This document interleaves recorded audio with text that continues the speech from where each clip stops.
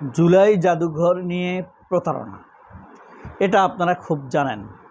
অভিযোগটা হলো এই জুলাই জাদুঘর থেকে কি কি মেমোরেবল এলিমেন্টস সরিয়ে ফেলা হয়েছে বা চুরি করা হয়েছে, কার স্বার্থে করা হয়েছে।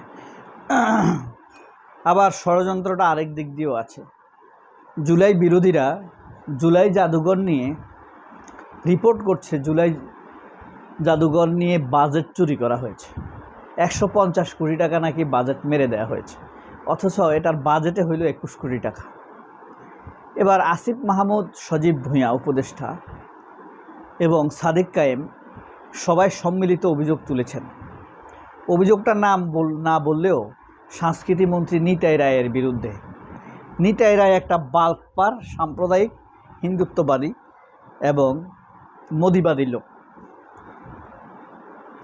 জুলাই স্মৃতি জাদুঘর থেকে কি কি সরানো হয়েছে, এনসিপি নেতা আসিফ মাহমুদ একটি তালিকা প্রকাশ করেছেন। একটা দুইটা জিনিস হলে হয়তো বলতাম কিউরেটিয়াল সিদ্ধান্ত, কিন্তু অভিযোগগুলো পাশাপাশি রাখলে অন্য প্রশ্ন আসে। বাদ পড়া জিনিসগুলো প্রায় সব ভারত সংক্রান্ত কেন? সবগুলোই ভারতের সাথে যুক্ত। যেমন আপনার জুলাই স্মৃতি জাদুঘর থেকে বর্ডার কিলিংয়ের রুম ছিল, এটা সরিয়ে ফেলা হয়েছে। সীমান্ত হত্যা, এটা ভারত সংশ্লিষ্ট না, এটাকে নাই করে দেওয়া হয়েছে, এই রুমটা বন্ধ। এরপরে ফেলানির ঝুলন্ত ভাস্কর্য সরিয়ে ফেলা হয়েছে, এটাও ভারত সংশ্লিষ্ট। এরপরে মনি বিরোধী আন্দোলনের ইতিহাস ছিল, সেটাও নাই করে দেওয়া হয়েছে। ওই যে আল্লামা মামুনুল হক মামলা বক্তৃতা দিয়েছিলেন না, 18 জনকে হত্যা করেছিল না শেখ হাসিনা, এটাও সরিয়ে ফেলা হয়েছে। লং ওয়াক টু ডেমোক্রেসি অংশে প্রণব মুখার্জির বইয়ের রেফারেন্স ছিল, এটাও সরিয়ে দেওয়া হয়েছে।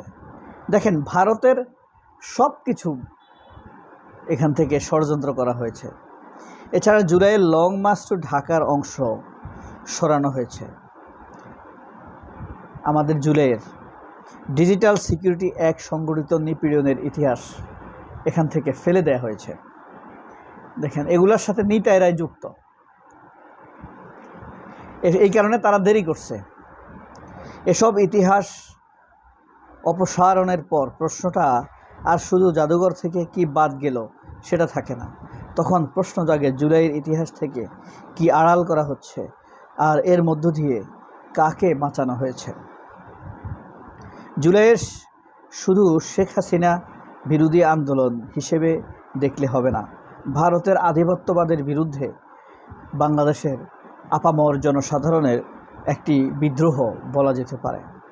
সার্বভৌমত্ব, সীমান্ত হত্যা, ভারতের প্রভাব, দিল্লির সঙ্গে আওয়ামী লীগ সরকারের অন্যায্য সম্পর্ক নিয়েই মানুষের দীর্ঘদিনের ক্ষোভ ছিল। ফেলানি এই ইতিহাসের প্রতীক হয়ে উঠেছেন। সীমান্ত হত্যা সেই ইতিহাসের অংশ। মোদি বিরোধী আন্দোলনেও তাহলে এগুলো সরানো হলো কেন? এটা কি আপনার প্রশ্ন জাগে না? খুব স্বাভাবিকভাবে এটি একটি প্রশ্ন বটে। এসব দেখে এখন অন্তত বুঝতে খুব বেশি কষ্ট হচ্ছে না, অন্তর্বর্তী সরকারের সময় জুলাই জাদুঘর খুলতে দেওয়া হলো না কেন। অর্থাৎ তারা তখন নানান আমলাতান্ত্রিক জটিলতা সৃষ্টি করে জুলাই জাদুঘর উদ্বোধনে বাধা দিয়েছে।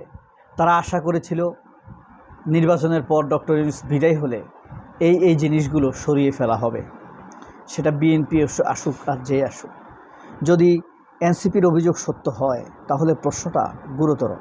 সময়টা কি জাদুঘর শেষ করার জন্য নেওয়া হয়েছিল, নাকি জুলাই জাদুঘরকে শেষ করার জন্যই তো নেওয়া হয়েছিল? শেষ করার পরিকল্পনায় জুলাই জাদুঘর শেষ করার পরিকল্পনা, সরকারের জন্য সুবিধাজনক সাজানোর জন্য। অন্তর্বর্তী সরকারের সময় জাদুঘর খুলল না এই কারণেই, মানুষ ধরে নিচ্ছে তাই। নতুন সরকার এসে খুলল আর খুলে দেয়া হলো গেল ভারত সংক্রান্ত গুরুত্বপূর্ণ বিষয়। জাদুঘর নিয়ে প্রশ্ন এখানে শেষ নয়। জাদুঘর নিয়ে দিন থেকেই, উদ্বোধনের দিন থেকেই টিকিট নিয়ে অভিযোগ রয়েছে, নিরাপত্তা নিয়ে অভিযোগ রয়েছে, তারপরে আপনার সুভেনির নষ্ট করা নিয়ে অভিযোগ রয়েছে, এলিমেন্টসগুলোকে প্রশ্নবিদ্ধ করার এলিমেন্টস রয়েছে। সেখানে প্রোটেকশান নেই, এই এলিমেন্টসগুলোর নিরাপত্তা নেই, হ্যাঁ, ডেমনস্ট্রেটর নেই, সহযোগী নেই, দর্শকদেরকে কারা বর্ণনা করে শোনাবে এইসব নাই। বুঝেন নাই? এছাড়া জুলাই মানুষেরা এখনও জীবিত আছে, এখানে সব কিছু আর্কাইভে আছে, ভিডিওতে আছে সব ইতিহাস। তারপরেও সেই ইতিহাস নিয়ে এত ধরনের মারাত্মক ষড়যন্ত্র চলছে, জুলাইয়ের ইতিহাসকে বিকৃত করার চেষ্টা করছে। আসলে কি প্রকৃতপক্ষে এটি এত সহজ? আওয়ামী লীগ মুক্তিযুদ্ধকে দলীয় সম্পত্তির অংশ বানিয়েছিল। বিএনপি যদি জুলাইকে নিজেদের অংশ বানাতে চায়, তা কি আসলে সম্ভব? এই অ্যাডভান্স যুগে যার যতটুকু ভূমিকা রয়েছে তাকে ততটুকু দিতেই হবে। ভারত আমাদের প্রতিবেশী, সম্পর্ক থাকবে, কূটনীতিক থাকবে, বাণিজ্য থাকবে, কিন্তু আমাদের মর্যাদাও থাকবে। মর্যাদাকে আপনি বাদ দিয়ে দিতে পারেন না। আপনাদের প্রাণের স্মৃতি জুলাইকে নিয়ে আপনারা ষড়যন্ত্র করার অধিকার আপনাদেরকে কেউ দেয়নি। এই ষড়যন্ত্রের সাথে কারা আছে? বিএনপি আছে, আওয়ামীপন্থী আমলারা আছে, ভারত আছে। ঘুরে ফিরে এই চক্র। বন্ধুত্ব সমানে সমানে হয়, তাবেদারি হয় মাথা নিচু করে, আর ক্ষমতার জন্য হয় সেই তাবেদারি আমরা বহু বছর দেখেছি। তাই সরকারের কাছে দাবি পূরণ, সাধারণত আসিফ মাহমুদের অভিযোগগুলোর পয়েন্ট বা বাই পয়েন্ট জবাব সরকারকে দিতে হবে। না জানলে এটা তদন্ত করে মানুষকে জানাতে হবে। এটা মানুষের প্রাণে আঘাত, রক্তদানের স্মৃতিতে অসম্মান করা।